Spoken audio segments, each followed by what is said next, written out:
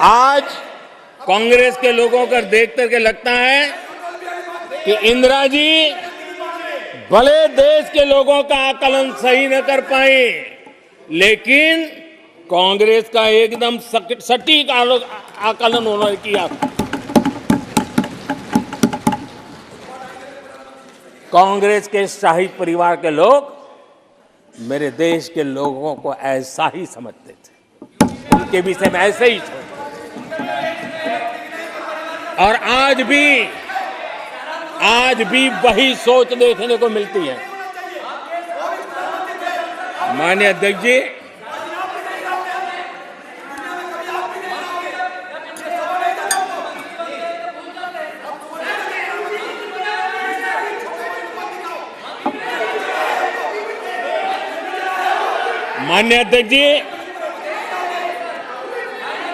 कांग्रेस का विश्वास हमेशा सिर्फ एक परिवार पर रहा है। एक परिवार के आगे वो न कुछ सोच सकते हैं, न कुछ देख सकते हैं। कुछ दिन पहले भानुमति का कुनबा जोड़ा,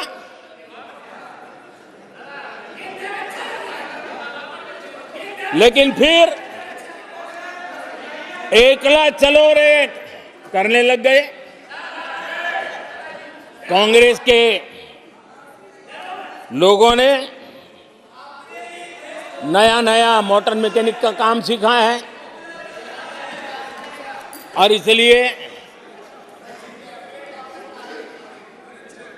अलाइनमेंट क्या होता है उसका ज्ञान तो हो गया होगा, लेकिन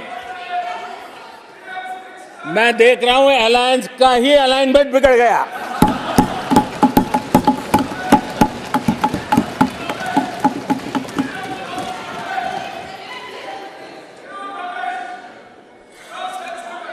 इनको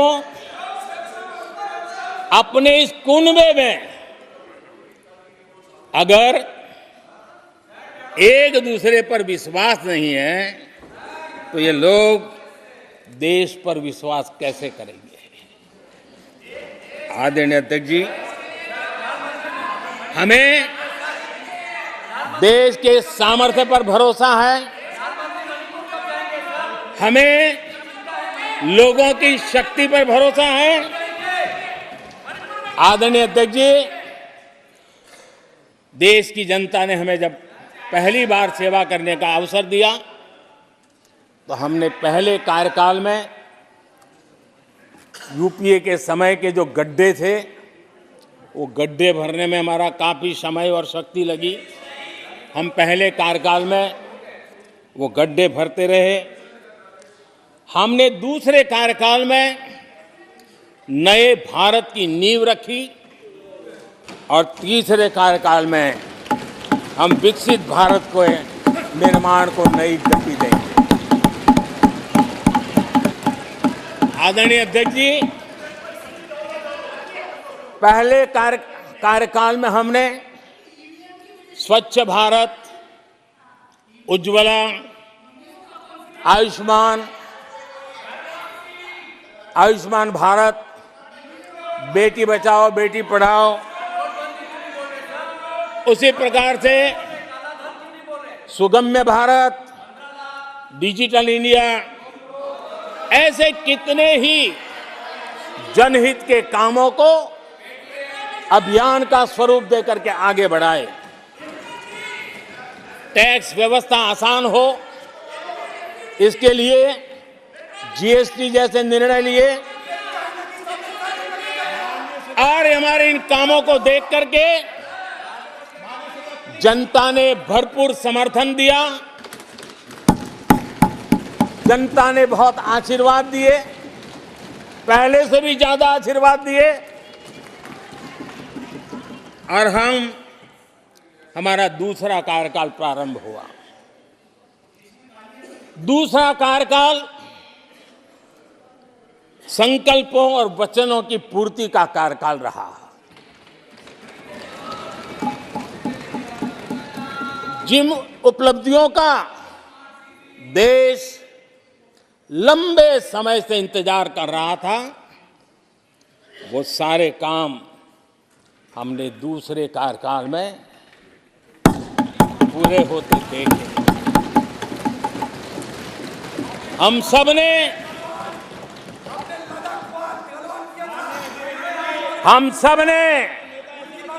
370 खत्म होते हुए देखा।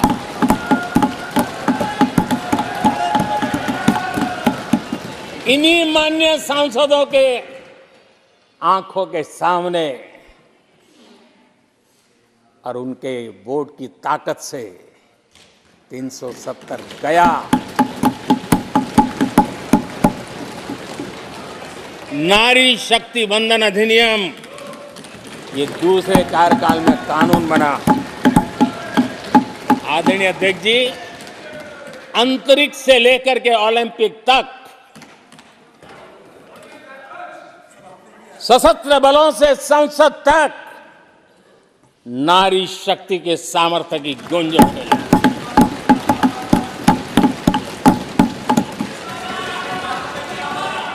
ये नारी शक्ति के सशक्तिकरण को आज देश ने देखा है। आदरणीय अध्यक्ष जी, उत्तर से दक्षिण तक, पूरब से पश्चिम तक लोगों ने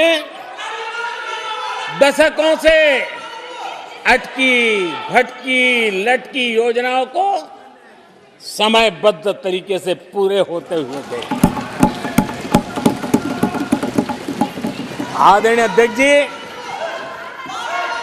अंग्रेजी शासन के पुराने दंड प्रधान कानूनों से हम प्लीज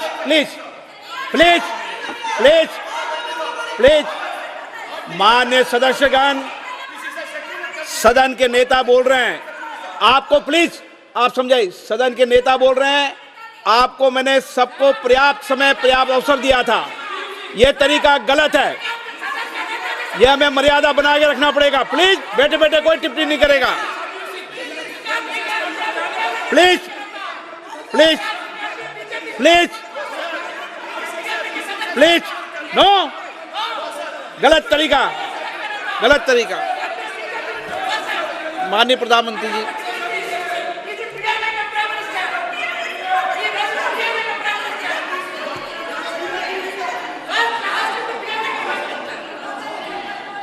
ये तरीका है क्या आपका?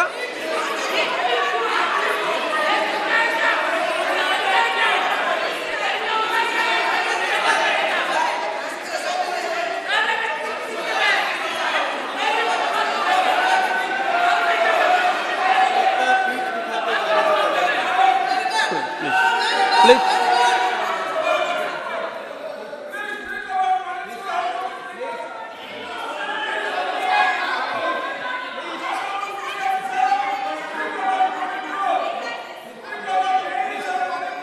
आदरणीय अध्यक्ष जी,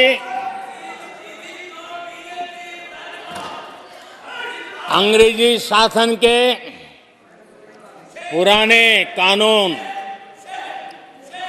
जो दंड प्रधान थे, उन दंड प्रधानों से के कानूनों से हट करके हमने न्याय संहिता तक प्रगति की।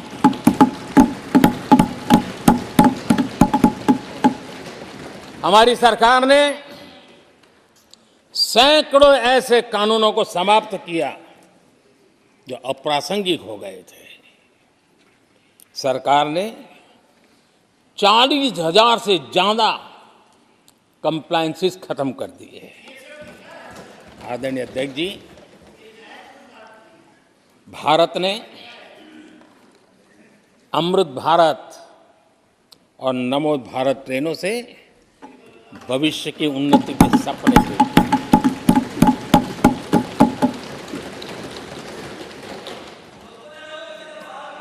आदरणीय अध्यक्ष जी, देश के गांव-गांव ने, देश के कोटि-कोटि जनों ने विकसित भारत की संकल्प यात्रा देखी है और सैचुरेशन के पीछे कितनी मेहनत की जाती है, उसके हक की चीज उसको मिले, उसके दरवाजे दस्तक देकर के देने का प्रयास देश पहली बार देख रहा है। आदरणीय अध्यक्ष जी, भगवान राम, आदरणीय अध्यक्ष जी, भगवान राम न सिर्फ अपने घर लौटे, बल्कि एक ऐसे मंदिर का निर्माण हुआ जो भारत की महान सांस्कृतिक परंपरा को नई ऊर्जा देता रहेगा। और आदरणीय अध्यक्ष जी, अब हमारी सरकार का तीसरा कार्यकाल भी बहुत दूर नहीं है। ज्यादा से ज्यादा 100-125 दिन बाकी है। और अब की बार पूरा देश कह रहा है, अब की बार खड़गे जी भी कह रहे हैं। लेकिन अध्यक्ष जी, मैं आमतौर पर ये आंकड़े के चक्कर में नहीं पड़ता, लेकिन मैं देख रहा हूं देश का मिजाज एनडीए को तो 400 पार करवा ही के रहेगा, लेकिन भारतीय जनता पार्टी को 370 सीट अवश्य देगा।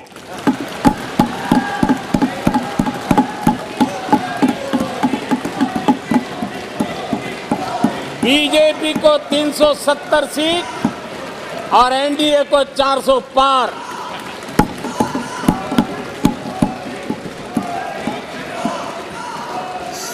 सभा की कार्रवाई इस विषय की समाप्ति तक बढ़ा दी जाए। आदरणीय अध्यक्ष जी, हमारा तीसरा कार्यकाल बहुत बड़े फैसलों का होगा।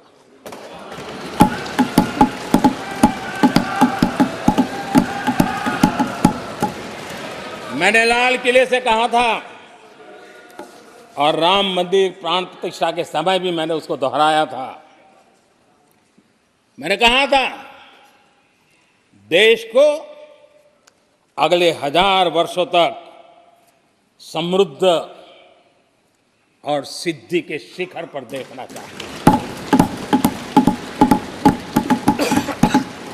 तीसरा कार्यकाल अगले 1000 वर्षों के लिए एक मजबूत नींव रखने का कार्यकाल होगा।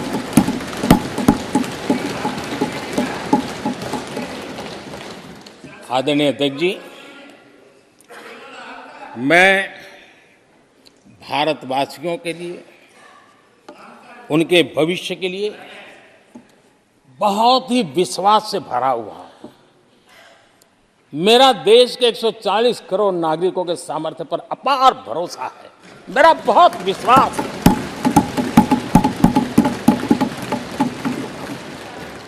दस वर्षों में 25 करोड़ लोग गरीबी से बाहर आए, ये सामर्थ्य दिखाता है।